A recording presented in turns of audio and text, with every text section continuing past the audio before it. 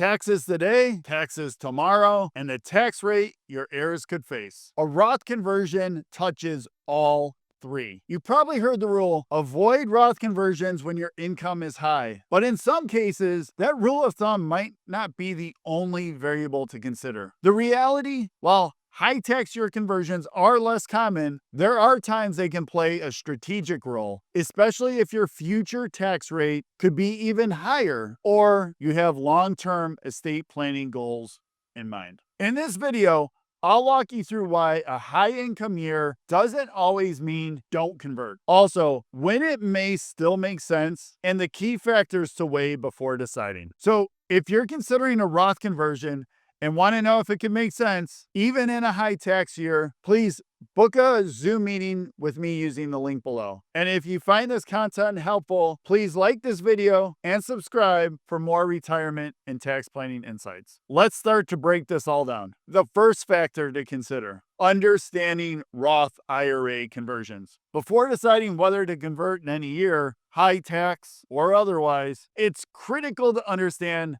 how a Roth conversion works and how it affects your overall plan. A Roth conversion moves funds from a pre-tax account like a traditional IRA, SEP IRA, or even a rolled over 401k into a Roth IRA. You pay ordinary income tax on that converted amount in the year of conversion. Once inside the Roth, the money has the potential to grow tax-free, and qualified withdrawals in retirement are generally tax-free. There are a few key differences, though, to know between traditional IRAs and Roth IRAs. First, tax timing. With the traditional IRA, you defer taxes until you withdraw it. With a Roth conversion, you pay taxes up front, but then qualified withdrawals in retirement are generally tax-free. Second, RMDs or required minimum distributions. Traditional IRAs require withdrawals starting at a certain age. Roth IRAs don't, at least not during your lifetime. And then third, flexibility. With a Roth, your contributions, not your earnings, can generally be withdrawn at any time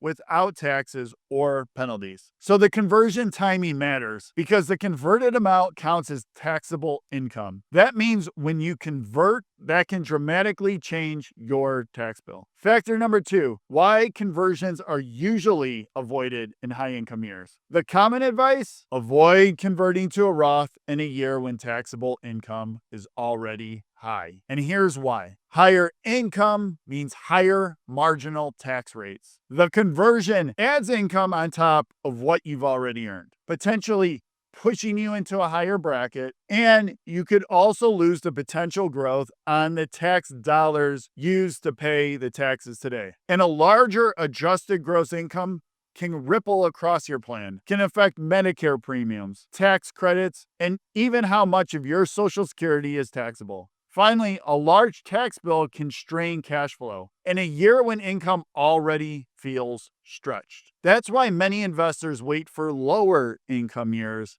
like early retirement or gap years, to convert at a reduced tax cost. The third factor, when a high income year conversion might still make sense. While low income year conversions are more common, there are situations where converting in a high income year may still be strategic. Here are some examples of that. Number one, anticipating higher future tax rates. If your future rate is expected to be equal or higher, paying tax now may be worth considering. Number two, estate planning goals. Roth IRAs are not subject to RMDs during your lifetime. That could allow tax-free growth to continue also on for your heirs. Number three, using a liquidity event. Selling a business, exercising stock options, or receiving a large bonus can provide you with cash to pay the conversion taxes without tapping into retirement funds. And number four, coordinating with charitable strategies. Pairing a Roth conversion and the income from it with charitable contributions or donor advised funding can help offset some of that added income. Number five, prepaying taxes for predictability. Some prefer to lock in tax liability today instead of gambling with future rates. So is paying tax now a setback, or should you consider it a strategic move for long-term flexibility? Factor number four, key considerations before converting. A Roth conversion can be powerful, but in a high income year, precision is everything. Here are the key considerations. Number one, marginal tax rate impact. Know whether the conversion income pushes you into a higher bracket or not. If you're already at the max rate, the incremental impact may be smaller. Number two, the source of tax payment. Ideally, use non-retirement funds to pay taxes. Using IRA funds reduces what remains to grow tax-free. Could also trigger penalties, so try to avoid that. Always plan in advance how you'll cover that tax cost. Number three, time horizon. The longer funds stay in a Roth, the more tax-free compounding can work in your favor. If you have 10, 15, or 20 years before withdrawals, growth can outweigh the upfront tax. Number four, impact on other taxes and benefits. A higher adjusted gross income can raise Medicare premiums, limit deductions, or increase how much of your Social Security is taxable. Number five is coordination. Coordinating with your overall plan, and conversions should fit within your broader strategy. That includes investments, charitable giving, and cash flow. For many, a partial conversion over several years is more efficient than an all-at-once approach. Factor number five, the bottom line. A Roth conversion in a high-tax year isn't automatically a bad move, but it's not a blanket solution either. It requires looking at the full picture, your current rate versus future expectations. You want to take a look at your estate goals, the time horizon, and cash flow needs. For most, waiting for a lower income year means more tax efficiency. But for others, with strong liquidity, legacy goals, or expectation of higher future taxes, converting now